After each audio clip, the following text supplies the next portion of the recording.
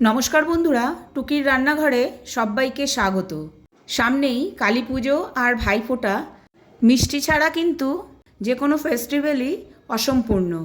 তাই ভাবলাম আজকে আপনাদের সাথে একটা মিষ্টির রেসিপি শেয়ার করা যাক। টাইটেল দেখে অবশ্যই বুঝে গেছেন আজকের রেসিপির নাম।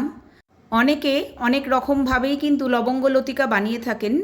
আমি কিন্তু লবঙ্গ লতিকা বানিয়ে নিয়েছি একদম নিজের মতো করে। খুবই সহজ পদ্ধতিতে আজকে আমি বানিয়ে নেব লবঙ্গ লতিকা। এই পদ্ধতিতে করলে প্রথমবারেই কিন্তু আপনারাও একদম পারফেক্টভাবে বানিয়ে নিতে পারবেন লবঙ্গ লতিকা। চলুন তাহলে আর দেরি না করে শুরু করা যাক আজকের রেসিপি। সবার প্রথমে আমি বানিয়ে নেব লবঙ্গ লতিকার মাঝখানে যে পুরটা দেওয়া হয় সেটা কিন্তু ক্ষীরের হয়ে থাকে। আমি কিন্তু আজকে ক্ষীরটা বাড়িতেই বানিয়ে নেব। আপনারা চাইলে কিন্তু মার্কেট থেকেও নিয়ে আসতে পারেন, তবে পিওর ক্ষীর চাইলে কিন্তু বাড়িতেই আপনাদের বানিয়ে নিতে হবে। প্রথমেই আমি এখানে ক্ষীরের জন্য নিয়ে নিয়েছি 1 লিটার দুধ। দুধটা ফুটে উঠলেই গ্যাসের ফ্লেমটাকে মিডিয়ামে রেখে ক্রমাগত নেড়েচেড়ে কিন্তু দুধটাকে আমাদের গাঢ় করে নিতে হবে। এখানে কিন্তু আমি নর্মাল টোন্ড মিল্কই ব্যবহার করেছি, কোনো ফ্যাট মিল্ক আমি ব্যবহার করিনি। দুধটা গাঢ় হয়ে আসলে আমি এখানে দিয়ে দিচ্ছি 1/2 কাপ কনডেন্সড মিল্ক, আর দিয়ে দিচ্ছি 2 টেবিল স্পুন চিনি আর 1/2 টিস্পুন এলাচ পাউডার। সব কিছুকে আমি একবার ভালো করে মিশিয়ে নিচ্ছি।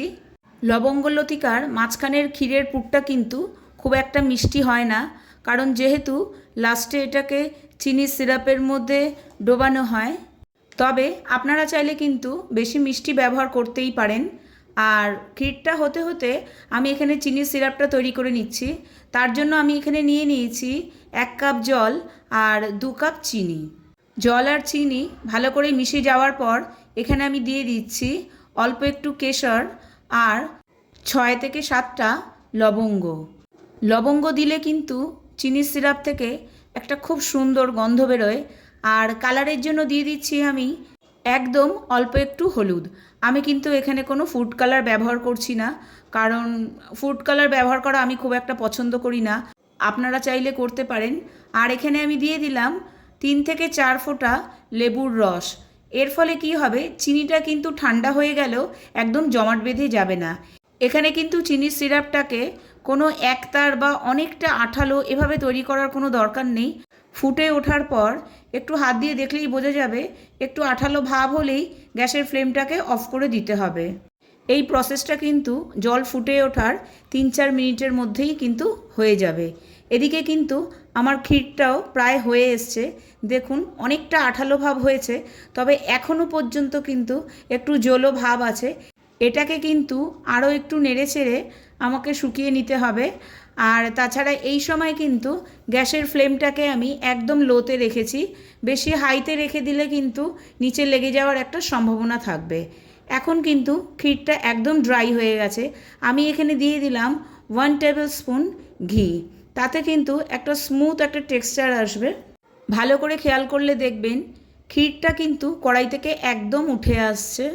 দেখুন আমি বারে বারে সেই জন্য একদম সামনে থেকে দেখিয়ে দিচ্ছি। এই অবস্থায় কিন্তু গ্যাসের ফ্লেমটাকে আমাদের বন্ধ করে দিতে হবে, না হলে ক্ষীরটা যদি আমরা আরও বেশিক্ষণ ধরে রান্না করি তাহলে কিন্তু ক্ষীরটা একদম শক্ত হয়ে যাবে। তখন কিন্তু পুরটা ভরতে আমাদের অসুবিধা হবে। এখানে আমি একটা কথা বলে রাখি, প্রথমে কিন্তু আমি একটা অন্য পাত্রে দুধটা জাল দিয়েছিলাম। যেহেতু কড়াইটা আমার ছোট, একসাথে অতটা দুধের ক্ষীর ওভাবে করা যাবে না।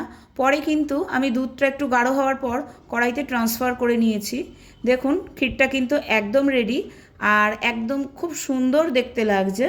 ক্ষীরটা তৈরি হয়ে যাওয়ার পর এখানে আমি নিয়ে নিচ্ছি 3 কাপ ময়দা।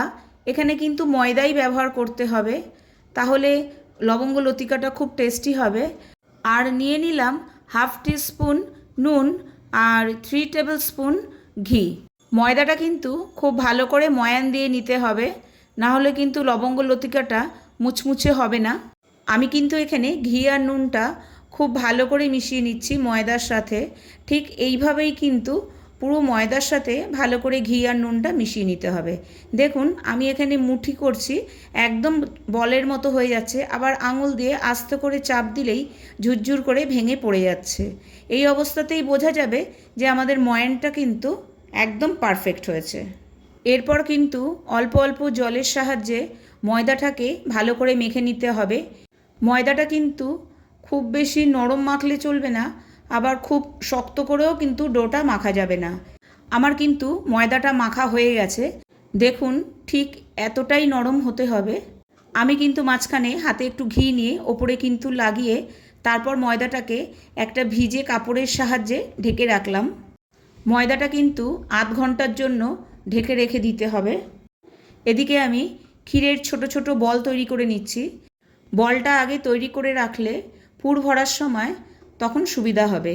আমি যে শেপে লবঙ্গ লতিকাটা বানাবো সেই শেপেই কিন্তু আমি পুরগুলো রেডি করে রাখলাম।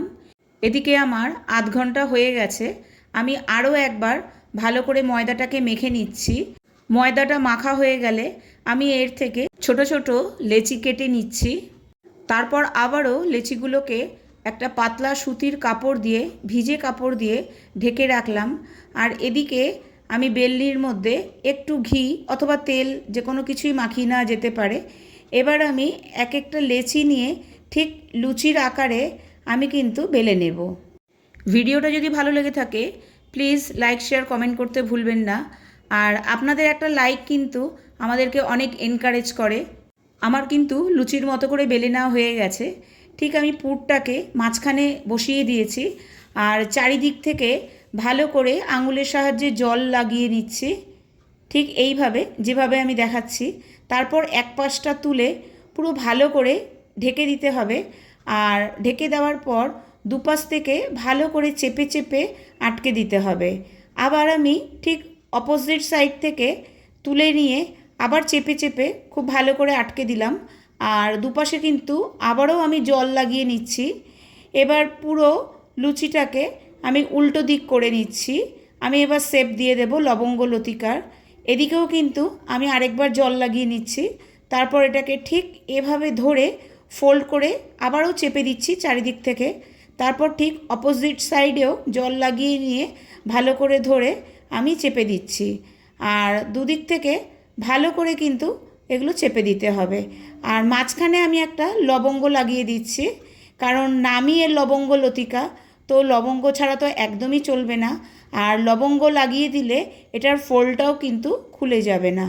দেখুন লবঙ্গ লতিকার কিন্তু শেপটা ঠিক এই রকম হয় মিষ্টির দোকানেও। আবার কিন্তু আমি একটা করে দেখিয়ে দিচ্ছি ঠিক একইভাবে। আমার চ্যানেলের নতুন বন্ধু হয়ে থাকলে চ্যানেলটিকে সাবস্ক্রাইব করে আমার পাশে থাকার অনুরোধ রইল। বাড়িতে কোনো গেস্ট আসলে অবশ্যই এটা সার্ভ করতে পারেন। লবঙ্গ লতিকা কিন্তু সেকেন্ডটাও রেডি। এবার আমি এখানে একটা কড়াই নিয়ে নিয়েছি, আর কড়াইয়ের তেলটা যখন মিডিয়াম গরম হয়ে যাবে তাতে আমি ছেড়ে দিচ্ছি লবঙ্গ লতিকাগুলোকে। আর এই সময় কিন্তু গ্যাসের ফ্লেমটা একদম লোতে রাখতে হবে। লোতে রেখেই কিন্তু লবঙ্গ লতিকাগুলোকে ভেজে নিতে হবে, না হলে বেশি হাই ফ্লেমে করলে ওপরটা তো হয়ে যাবে কিন্তু ভেতর দিক থেকে কিন্তু কাঁচা থেকে যাবে। দেখুন আমি এখানে পুরো ব্রাউন করে নিয়েছি। প্রথম ব্যাচটা কিন্তু আমার ভাজা হয়ে গেছে। এবার আমি সেকেন্ড ব্যাচটা ছেড়ে দিচ্ছি। ঠিক আগের মতোই আমি লো ফ্লেমে লবঙ্গ লতিকাগুলোকে ভেজে নিচ্ছি। আমার কিন্তু এখানে সমস্ত লবঙ্গ লতিকাগুলোকে ভাজা হয়ে গেছে, আর এগুলো কিন্তু ওপর দিক থেকে বেশ মুচমুচে হয়েছে। চিনি সিরাপটা গরম করে নিয়ে আমি তার মধ্যে দিয়ে দিলাম লবঙ্গ লতিকাগুলোকে। এই সময় কিন্তু গ্যাসের ফ্লেমটাকে আমি লোতে রেখেছি। গ্যাসের ফ্লেমটা লোতে রেখেই 2 থেকে 3 মিনিট লবঙ্গ লতিকাগুলোকে ফুটিয়ে নিতে হবে। আর ফুটে যাওয়ার পর প্রায় 20 থেকে 25 মিনিট চিনির সিরাপের মধ্যেই ডুবিয়ে রেখে দিতে হবে। তারপরে হয়ে যাবে আমাদের লবঙ্গ লতিকা। রেসিপিটা অবশ্যই বাড়িতে একদিন ট্রাই করবেন। আজকে তবে এই পর্যন্তই। আবার দেখা হবে আরেকটি নতুন ভিডিওর সাথে।